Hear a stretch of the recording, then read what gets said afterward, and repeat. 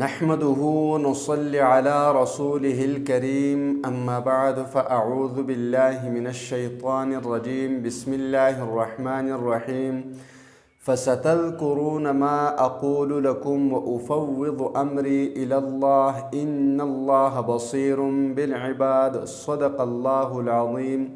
انتہائی قابل احترام میرے بھائیوں اور بہنوں، اگر آپ حق پر ہو اور سارے اپنے آپ کے خلاف ہو گئے ہیں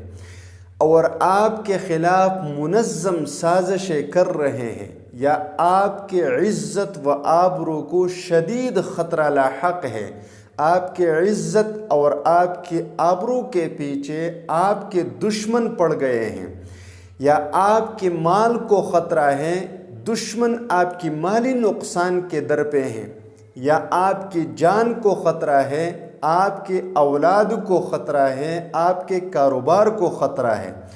تو آج میں آپ کو اس کے لیے قرآن مقدس کی ایک آیت کریمہ کا ایک آسان عمل بتاؤں گا۔ اللہ تبارک و تعالی آپ کو آپ کے دشمنوں سے ایسے ہی محفوظ رکھے گا اور آپ کے دشمنوں کو ایسے ہی نیست و نابود، ذلیل و رسوا کر دے گا، جس طرح فرعون کے دربار میں ایک رجل مومن کھڑے ہو کر کلمہ حق بلند کیا اور ساری فوج اور کابینہ بشمول فرعون کے اس کے پیچھے ہو گئے، اور اللہ تبارک و تعالیٰ نے اس رجل مومن کی ایسی حفاظت فرمائی کہ کوئی اس کا ایک بال بھی باقی نہ کر سکا، اور فرعون کے لشکر کو نیست و نابود، تباہ و برباد کر دیا، بشرط یہ کہ آپ حق پر ہو، آپ حق پر ہو اور لوگ آپ کے پیچھے ہیں اور آپ عاجز ہیں، تو آپ یہ وظیفہ کر سکتے ہیں۔ یاد رکھیے کہ دشمن کو تباہ کرنے والی ذات اللہ کی ہے، اس کو اللہ کے حوالے کرنا ہے، مگر اس شرط کے ساتھ کہ آپ حق پر ہو۔ کہیں ایسا نہ ہو کہ آپ بلا وجہ کسی کے خلاف قرآنی عمل کریں، تو یاد رکھیے کہ ایسا آپ ہرگز نہیں کریں گے، اس کا الٹا نقصان آپ کو ہو جائے گا۔ یا جو گھریلو اختلافات ہوتے ہیں اور نوک جھوک ہوتی ہے، ایک دوسرے کے ساتھ اختلافات ہوتے ہیں، ان کے لیے آپ نے ہدایت کی دعا کرنی ہے، نہ کہ ایسے اعمال کرنے ہیں جس سے دشمن تباہ ہو جاتا ہے، ورنہ یہ عمل آپ کے گلے پڑ جائے گا۔ اس شرط کے ساتھ یہ عمل کر لے۔ اکثر ایسا ہوتا ہے، گھروں میں بھی ہوتا ہے، کاروبار کی جگہ میں بھی ہوتا ہے، معاشرے میں ہوتا ہے کہ لوگ مخالف ہو جاتے ہیں، اختلاف کرنے لگ جاتے ہیں، بغض اور حسد کرنے لگ جاتے ہیں، پھر اس بغض اور حسد میں اتنے آگے بڑھ جاتے ہیں کہ ان کو نہ قیامت کا کچھ پتہ، نہ اللہ کا خوف، نہ گناہ کا خوف، نہ جہنم کا خوف، اور کہتے ہیں کچھ بھی ہو جائے مگر میرا دشمن تباہ ہو۔ تو ایسے لوگوں کے خلاف آپ یہ عمل کر لیں، انشاءاللہ تعالی اللہ تبارک و تعالی آپ کی حفاظت فرمائیں گے۔ دیکھیے، حضرت موسیٰ علیہ السلام کے خلاف فرعون اور اس کا کابینہ جمع ہو کر فیصلہ کرنے لگے کہ اس کو قتل کر دیتے ہیں۔ اب جب اس کابینے میں فرعون کا ایک شخص بیٹھا ہوا ہے جس کو قرآن پاک نے رجل مؤمن کے نام سے پکارا ہے، اب وہ سوچنے لگے کہ اگر میں کچھ نہ کہوں اور میری یہ قوم کہیں پیغمبر کو نقصان پہنچائے تو یہ بھی ہلاکت ہے میری قوم کے لیے، اگر میں کچھ کہوں گا تو یہ لوگ مجھے ماریں گے۔ بہرحال اس نے حق کو بلند کرنے کا فیصلہ کیا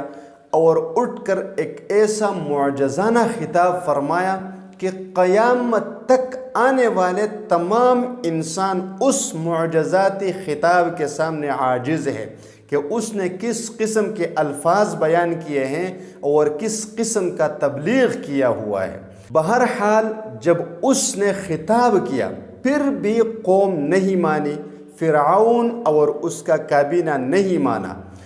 تو اس نے ایک جملہ کہا، اور وہ جملہ یہ ہے جو شروع میں نے تلاوت کی، فَسَتَذْكُرُونَ مَا أَقُولُ لَكُمْ، کہ اے میری قوم آپ کو عن قریب میری یہ کہی ہوئی باتیں سمجھ میں آ جائے گی، آپ کو یاد آ جائے گی کہ میں نے آپ کو کیا کہا تھا، لیکن اس وقت آپ کو یہ ندامت کے ساتھ سمجھ آئے گا، کیونکہ اس وقت آپ کا کام ہو چکا ہوگا، لیکن آپ کو میری باتیں سمجھ نہیں آتی،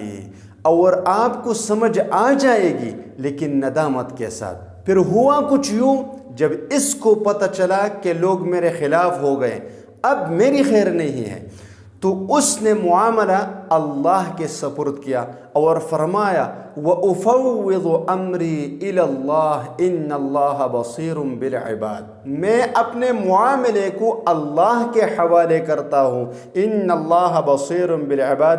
یقیناً اللہ اپنے بندوں کو دیکھ رہا ہے، یقیناً اللہ اپنے بندوں کو دیکھ رہا ہے کہ کون کیا کر رہا ہے، یہ سب کچھ اللہ دیکھ رہا ہے۔ اب مفسرین نے لکھا ہے کہ جب یہ لوگ اس کے پیچھے پڑ گئے تو یہ ایک اونچی پہاڑی پر پہنچ گئے، وہاں پر ایک غار میں عبادت کرنے لگے، تو فرعون کی لشکر اس کے پیچھے چلے گئے۔ اب دو قسم کی تفسیریں یہاں پر منقول ہیں۔ کچھ مفسرین نے کہا ہے کہ وہاں پر اللہ نے ایک چیتے کو مقرر کیا اور اس کی فوج کو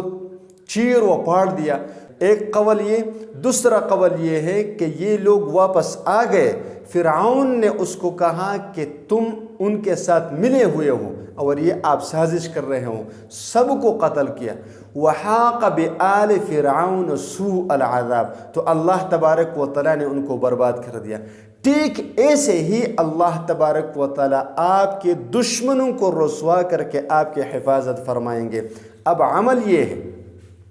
کہ یہ جو آیت کریمہ ہے وَأُفَوِّضُ أَمْرِي إِلَى اللَّهِ، ایک آپ اس آیت کریمہ کو یاد کر لیں، سورۃ المؤمن کی آیت کریمہ کا حصہ ہے۔ نمبر 2، ایک یہ دعا ہے، اللہم انا نجعلک فی نحورہم ونعوذ بک من شرورہم، اللہم انا نجعلک فی نحورہم ونعوذ بک من شرورہم۔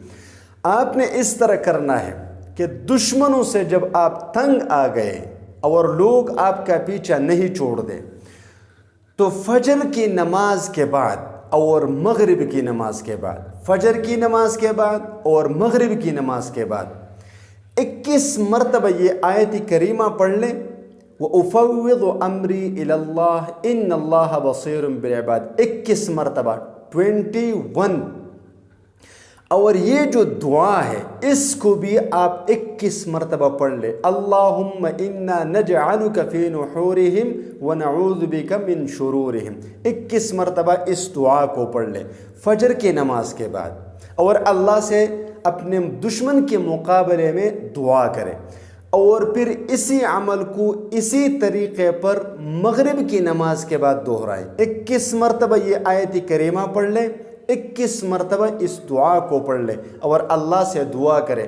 آپ کچھ دنوں میں اپنی آنکھوں سے اپنے دشمنوں کو ذلیل و رسوا ہوتے دیکھیں گے، اور اپنی حفاظت اپنی آنکھوں سے دیکھیں گے، اور آپ یہ دیکھیں گے کہ اللہ تبارک و تعالیٰ نے آپ کو ان جابر ظالم دشمنوں سے کیسے نجات عطا فرمائی۔ وآخر دعوانا ان الحمد للہ رب العالمین۔